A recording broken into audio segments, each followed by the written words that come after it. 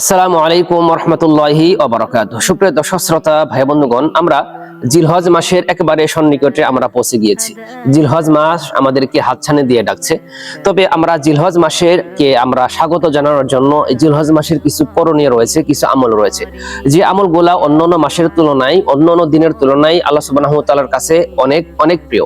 তবে আমরা জানবো যে এই জিলহজ মাস কি কি কারণে আল্লাহ সুবহানাহু ওয়া তাআলার কাছে প্রিয়। আমরা গত পর্বে আলোচনা করেছি জিলহজ মাস সম্পর্কে। এই পর্বে আমরা আলোচনা করার চেষ্টা করব জিলহজ মাসের যে প্রথম 10 দিন রয়েছে, এই 10 দিন সম্পর্কে আল্লাহ সুবহানাহু ওয়া তাআলা এবং আল্লাহ রাসূল সাল্লাল্লাহু আলাইহি ওয়াসাল্লাম আমাদের কি জানিয়ে দিয়েছেন। আমাদেরকে এখানে প্রথমেই মনে রাখতে হবে যে আল্লাহ সুবহানাহু ওয়া তাআলা পবিত্র কালামুল্লাহ মাজিদে যে বিষয়গুলো উল্লেখ করেছেন, তিনি যে প্রত্যেকটা ওয়ার্ড, প্রত্যেকটা সেন্টেন্স, প্রত্যেকটা আয়াত তিনি নাজিল করেছেন আমাদের জন্য। আমাদের কাছে প্রত্যেকটা আয়াত, প্রত্যেকটা ওয়ার্ড, প্রত্যেকটা শব্দ আমাদের কাছে অনেক অনেক বেশি গুরুত্বপূর্ণ। তবে আল্লাহ সুবহানাহু ওয়া তাআলা কিছু কিছু বিষয় আরো বেশি তাৎপর্য, আরো বেশি গুরুত্ব বোঝানোর জন্য তিনি কিছু কিছু বিষয় তিনি কসম করেছেন, যেগুলা গুরুত্ব আমাদের কাছে আরো অনেক বেড়ে যায়। যেমন আল্লাহ সুবহানাহু ওয়া তাআলা সময়ের কসম করে বলেছেন, ওয়াল আসর ওয়াশ শামসি ওয়া দুহাহা ওয়াল কমারি ইযা তালাহা, যেমন লা উকসিমু বিহাদাল বালাদ। এরকম বিভিন্ন আয়াত রয়েছে যে আল্লাহ সুবহানাহু ওয়া তাআলা এর গুরুত্ব বোঝানোর জন্য তিনি কসম করেছেন। তেমনি ভাবে জিলহজ মাসের প্রথম 10 দিনের গুরুত্ব বোঝাতে গিয়ে আল্লাহ সুবহানাহু ওয়া তাআলা আমাদেরকে জানিয়ে দিয়েছেন সূরা ফাজরে, ওয়াল ফাজর ওয়া লায়ালিন আশর ওয়াশ শাফঈ ওয়াল ওয়াতর। যেমন আব্দুল্লাহ ইবনে আব্বাস রাদিয়াল্লাহু তাআলা আনহু তিনি আমাদেরকে জানিয়ে দিয়েছেন যে এই 10 দিনের গুরুত্ব এবং তাৎপর্য বোঝাতে গিয়ে আল্লাহ সুবহানাহু ওয়া তাআলা যে বলেছেন ওয়ালায়ালিন আশর, এই 10 রাত্রি, তিনি এই 10 রাত্রিকে জিলহজ মাসের এই প্রথম 10 দিনের ভিতরে তিনি এটাকে ইনক্লুড করেছেন, আব্দুল্লাহ ইবনে আব্বাস রাদিয়াল্লাহু তাআলা আনহু। তাহলে বোঝাই যাচ্ছে যে এই 10 দিনের গুরুত্ব আল্লাহ সুবহানাহু ওয়া তাআলার কাছে কতটা প্রিয়। এই 10 দিনের গুরুত্ব বোঝাতে গিয়ে আল্লাহ রাসূল সাল্লাল্লাহু আলাইহি ওয়াসাল্লাম আমাদেরকে আরো জানিয়ে দিয়েছেন যে জাবের রাদিয়াল্লাহু তাআলা আনহু থেকে বর্ণিত হাদিস, তিনি বলেন যে রাসূল সাল্লাল্লাহু আলাইহি ওয়াসাল্লাম বলেছেন যে দুনিয়ার মধ্যে সবথেকে যতগুলা দিন রয়েছে, যত দিন রয়েছে দুনিয়ার মাঝে, তার ভিতরে সবথেকে উত্তম এবং গ্রহণযোগ্য এবং তাৎপর্যমণ্ডিত দিন হচ্ছে এই আরাফাতের দিন।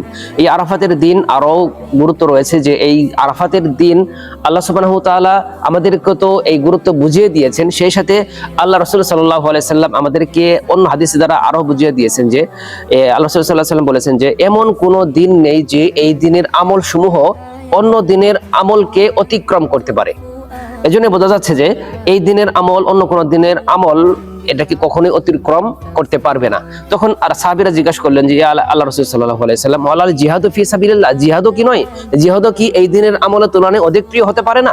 তখন আল্লাহ রাসূল সাল্লাল্লাহু আলাইহি সাল্লাম বলেন, না, ওয়ালাল জিহাদু ফি সাবিলিল্লাহ, জিহাদও এই দিনের আমলকে অতিক্রম করতে পারে না। তবে সেই লোকের কথা ভিন্ন যে যিনি আল্লাহর রাস্তায় জিহাদে বের হয়ে গিয়েছেন, নিজের জান এবং মাল নিয়ে বের হয়ে গিয়েছেন, কিন্তু সে পুনরায় আবার ফিরে আসেনি, তথা তিনি জিহাদের ময়দানে শহীদ হয়ে গিয়েছেন, তার কথা ভিন্ন। তাহলে বোঝাই যাচ্ছে যে আল্লাহ সুবহানাহু ওয়া তাআলা এবং আল্লাহ রাসূল সাল্লাল্লাহু আলাইহি ওয়াসাল্লাম এই 10 দিনের গুরুত্ব আল্লাহ এবং আল্লাহ রাসূল সাল্লাল্লাহু আলাইহি ওয়াসাল্লামের কাছে কতটা প্রিয়।